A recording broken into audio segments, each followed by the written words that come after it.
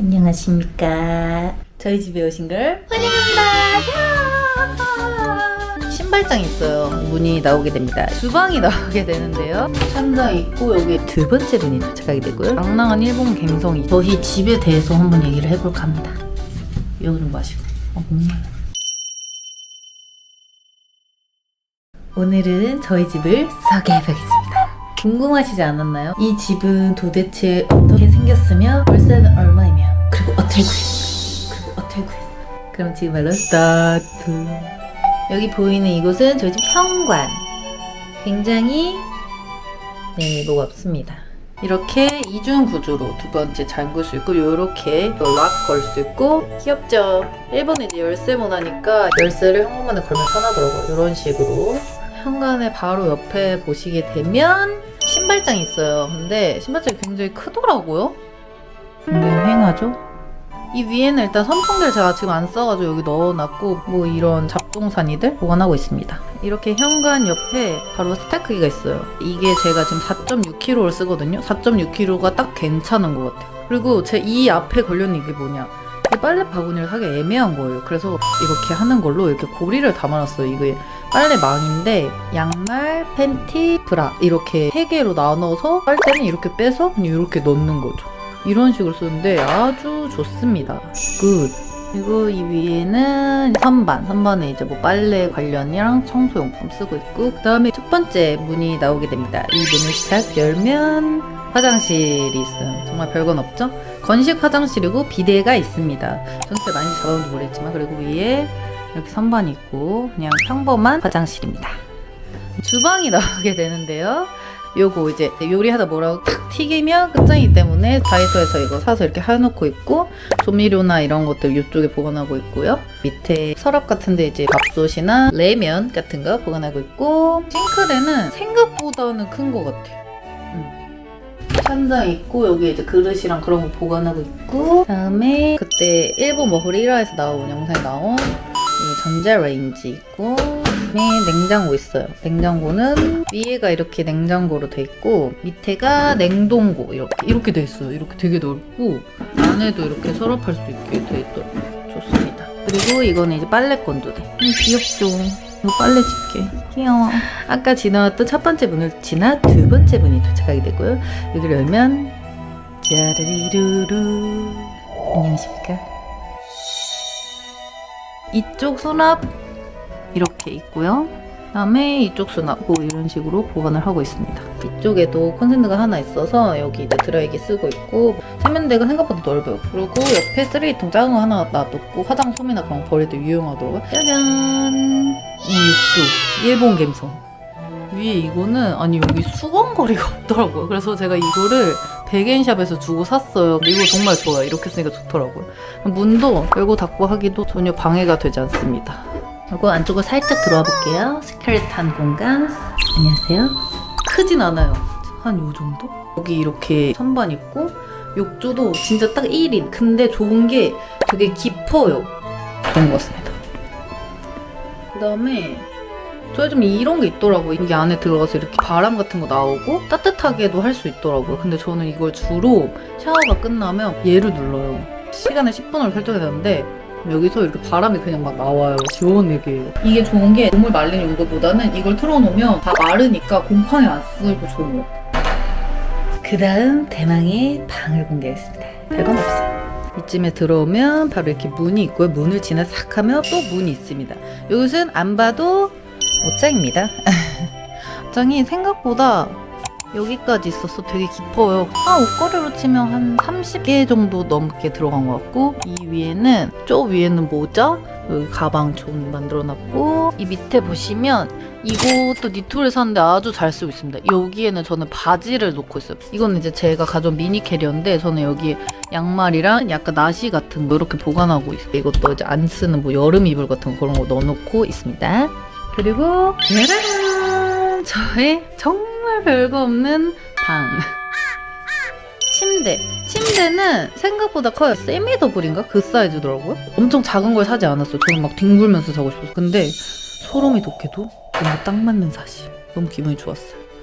그리고 그때 보여드린 커튼, 이쪽에 보면 제 두 번째 영상을 보신 분 알겠지만 그때 식탁 하나 사왔어. 밥 먹을 때 저는 여기서 먹고, 그 다음에 쓰레기통, 책상이랑 이거 수납장, 이것도 다 니토리에서 샀습니다.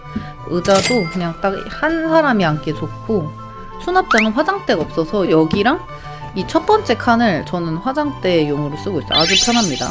두 번째 칸은 약간 잡동사니들 그냥 넣어놓고 있고, 세 번째 칸 속옷, 네 번째 칸은 잠옷 같은 거 보관하고 있어요. 끝났잖아. 이렇게 해서 집 소개 영상은 끝이 났습니다. 다음으로는 저희 집에 대해서 한번 얘기를 해보겠습니다. 일단 저희 집에 대해서 말씀을 드릴게요. 저희 집은 6.1조예요. 방이랑 욕실 이렇게 다 분리되어 있는 거고, 지어진 지는 한 21년도 지어졌다고 들었어서 한 3년 정도 된 것 같고, 그리고 인터넷도 무료이고, 현관에 보안 시스템 있고, CCTV 있고, 태그바스 있고, 좀 약간 신축 집이라서 웬만한 건 다 있어요. 되게 보시다시피 되게 깔끔하고 화이트한 집이랍니다. 그리고 이제 월세는 67,000엔이에요. 나와 있는 건 57,000엔에 관리비 10,000엔 해서 67,000엔을 다달 내고 있고요. 그리고 초기 비용 궁금하시죠? 그 하셨던 분들은 아시겠지만 월세가 다가 아니에요. 초기 비용도 만만치 않은 집이 있기 때문에 중간을 잘 타협을 해야 돼요. 그래서 이 집에 처음 들어올 때 초기 비용은 21만 8,000엔을 냈습니다. 여기에 이제 뭐가 포함이 된 거냐면, 일본 집은 일단 기본적으로 구할 때 시키갱 메이킹이라는 게 있어요. 보증금이랑 답례금, 저 여기 집에 살게 해줘서 감사합니다, 뭐 요건 요런 그런 걸 내야 되는데, 이 집은 보증금은 없었고 답례금이 있었어요. 57,000엔. 그래서 21만 8,000엔에 포함된 가격이 답례금 57,000엔, 3월분 월세 67,000엔, 그리고 열쇠 교환비는 진짜 첫 입주가 아닌 이상은 필수로 들어가요. 그래서 열쇠 교환비 25,000엔, 그리고 하우스 클리닝 요금이 나갈 때 내느냐 들어올 때 내느냐 딱 그 둘 차이더라고요. 저는 들어올 때 내서 하우스 클리닝 요금 30,000엔. 이제 이 임대 보증료는 보증회사에다가 내는 돈이에요. 처음에 이렇게 다 낼 것인지 아니면 다달이 낼 것인지였는데, 저는 처음에만 내는 걸로 해서 33,500엔 포함됐고, 이렇게 다 더해서 21,800엔이 나왔습니다. 이것이 다였냐? 그건 아니었어요. 그 다음에 이제 이거 외에 화재보험료를 냈어요. 화재보험료는 13,000엔을 냈는데, 원래는 1년이 됐었대요. 근데 지금 2년밖에 안 된다고 하셔서 퇴실할 때 신청해서 돌려받으라고 하시더라고요. 그 다음에 이제 중개수수료. 이곳은 가계약금 목적으로 20만 원을 받으시더라고요. 그러고 도장비. 여기서 계약서를 쓰시고 도장을 여기서 찍으셔야 돼서 그런지 모르지만 도장비도 2만 원을 냈었습니다. 그래서 가계약금, 도장비, 화재보험비는 한국통장으로 보냈었어요. 그래서 엔화로는 21만 8,000엔을 냈었고, 한국 돈으로는 33만 6천원 정도를 더 보냈네요. 이게 부동산 관련해서로만의 초기 비용입니다. 후덜덜하죠. 그 다음에 이제 일단 집 구하는 시기, 개인 사정이 있지 않는 이상 정확하게 난 이날 가야지를 미리 정하지 마세요. 집에 맞추세요. 대략적인 이달에 가야겠다, 2월에 가야겠다, 3월에 가야겠다 이렇게만 정하시고, 비행기표 절대 먼저 끊지 마시고 시기를 먼저 정해주지 마세요. 근데 여기서 중요한 점이 있어요. 일본은 들어갈 때는 이렇게 날짜 계산을 해서 돈을 내요. 예를 들어 3월 12일이었으면 12일부터 3월 말까지 이렇게 해서 책정을 해주는데, 나갈 땐 그게 아니라고 하더라고요. 근데 무조건 계약은 1년 계약을 꼭 해야 돼. 그럼 나는 나갈 때 3월 12일까지 사는데 3월 돈을 다 내고 퇴실을 해야 되는 상황인 거예요. 집 구하는 시기는 내가 이 달에 가야지 생각한 거에 한 달에서 한 달 반 전 정도쯤에 부동산에 연락을 하시면 됩니다.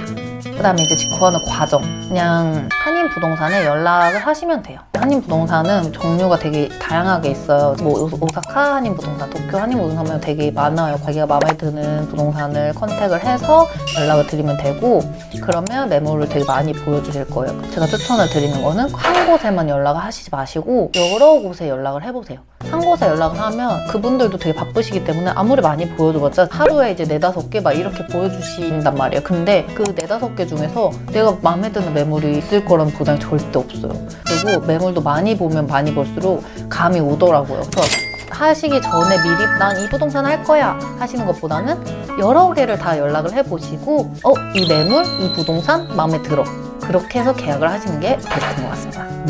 그러면 그렇게 이제 부동산에서 마음에 드는 매물 찾으셨다면 그 다음에 이제 모시콤이라고 심사에 들어가야 돼요. 그럼 계약해도 괜찮다 이렇게 심사를 들어가는데 이게 한 일주일에서 2주일 정도는 걸린 것 같아요. 근데 이 모시코미가 되게 애매한 게 모시코미를 여러 개를 넣어도 되는지 저도 이 부분은 잘 모르고 있거든요. 잘 아시는 분들 많더라고요. 그거 좀 댓글 알려주세요. 어쨌든 그래서 모시코미를 넣고 심사를 기다립니다. 그래서 심사가 만약에 승인이 났어. 그러면 이제 부동산에서 이렇게 서류로 정리해서 카톡으로 보내주세요. 그러면 그거 확인하고 송금을 하면 됩니다. 아니 근데 도대체 그 사람도 어떻게 믿고 이렇게 큰 금액을 송금해요? 이건 저도 장담할 수 없습니다. 네. 근데 그런 식으로 사기를 당하신 분이 있나요? 그것도 궁금하니까 한번 댓글 알려주세요. 여기 댓글로 다 공유하면 좋잖아요. 조심해야 되니까. 송금은 모인으로 했습니다. 모인에서 어떻게 송금하는지는 친절하신 블로거님들 되게 많으세요. 블로거님들 보고 따라 하시면 되고 그렇게 되면은 이제 부동산에서 착착착 진행을 해주세요. 뭐 이제 다 관계가 끝나가면 그때 분기를 예약을 하시면 돼요. 사실 과정은 어렵지 않아요. 부동산 다 해주기 때문에 결국은 다 돕니다. 저는 어디 부동산에서 했냐면 저는 미친 부동산에서 했어요. 이제 위치 되게 궁금하시잖아요. 위치를 잘 모르니까 오사카 쪽을. 그래서 그곳에 대해서 한번 보자면 자, 구글 지도예요. 이제 보통 일하는 곳이 뭐 신사이바시, 뭐 남바, 뭐 여기 기타 아마도 카페 거리 많고 뭐 이쪽 오메다 쪽. 그래서 이쪽 부분으로 가시는 게 가장 베스트고 위험한 지역이 이건 거의 다 아실 것 같은데 여기 신이마미역 여기 동물원 쪽 이쪽이 되게 위험한 지역이에요. 그래서 이쪽은 무조건 피하시는 게 좋고 여기 신이마미역이 여기 있잖아요. 근데 여기를 피하라고 했잖아요.